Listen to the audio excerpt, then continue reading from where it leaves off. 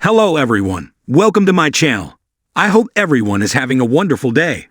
Before starting the video, please go ahead and hit the subscribe button and give this video a like up. All products and services featured are independently chosen by editors.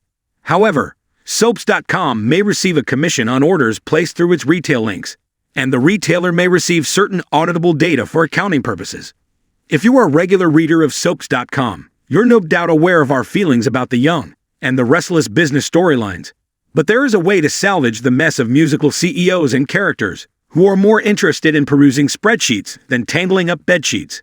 Go ahead and confirm our fears about all of our own bosses by introducing an actual employee. We're not talking about an executive in charge of vague decision-making, either, or a new vice president of meetings, held at that one spot in Chancellor Park. We're talking about a rank-and-file lowercase e employee, somebody with a cubicle instead of a corner office, somebody who has to put in for vacation rather than just take off on the private jet, somebody who wouldn't have sex on the furniture at work because all they have is a chair on wheels. Through this character, let's call her Laura, we could at least laugh at the horrifying realization that OMG, the young and the restless business storylines are actually super realistic. Not just our bosses, but apparently all bosses are just that clueless and cavalier about how their whims impact the lives of the little people whose hard work makes it possible for them to sleep on a mattress stuffed with $100 bills.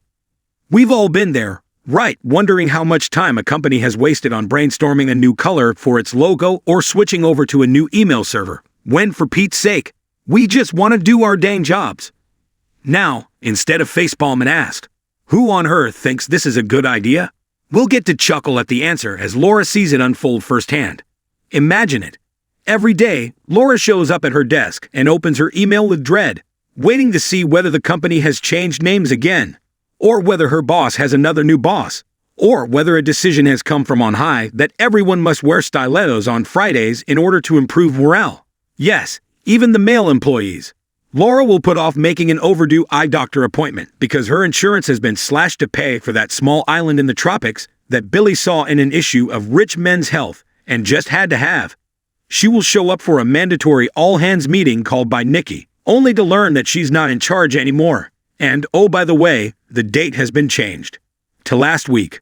Laura will be forced to ask the big questions, like why were my expenses rejected when all I bought was a pencil? Even though she knows the reason is that Devin is paying big bucks to a graphic designer to chop Chancellor off of the Chancellor Winter sign. She'll ponder whether anyone will ever remember that she was promised a promotion to underling no. 72 amid the excitement of Abby having earned a vice presidency through her hard work of showing up for board meetings. Laura would speak for all of us who have ever felt like a boss would remain out of touch even if we were holding their freaking hand. It would be fun. It would be real. And it would deliver actual consequences for the actions of Genoa City's power brokers beyond their endless grumbles about how no, they go have enough money and influence, because there's no such thing as too much. And just wait for the moment that the young and the restless shows its bigwigs the error of their ways. It's the company picnic. Laura is there with her son, Timmy. Victor takes one look at the kid's teeth and recoils. This child needs an orthodontist, he barks. Ya got that? I do, sir. I got that, Laura replies. But our dental plan doesn't cover braces since the budget cuts that were made to cover the costs of sending a small army to rescue your kidnapped grandson. I've also been trimming his hair myself, since Nick allocated extra funds to the Give Sally a New Company fund. Gee, it's a shame that didn't work out for her. But hey, we've gotten used to having canned corn for dinner every night since the company paid Kyle and Audra such well-deserved glissade signing bonuses. It's not every day, she adds, that you get a chance to hire not only your enemy's son, but also the woman with whom he cheated on your granddaughter. Would Victor change his ways? Would Abby suddenly comprehend that her every career change has had a trickle-down effect on each junior exec and bellboy and waitress whose names she never knew to forget?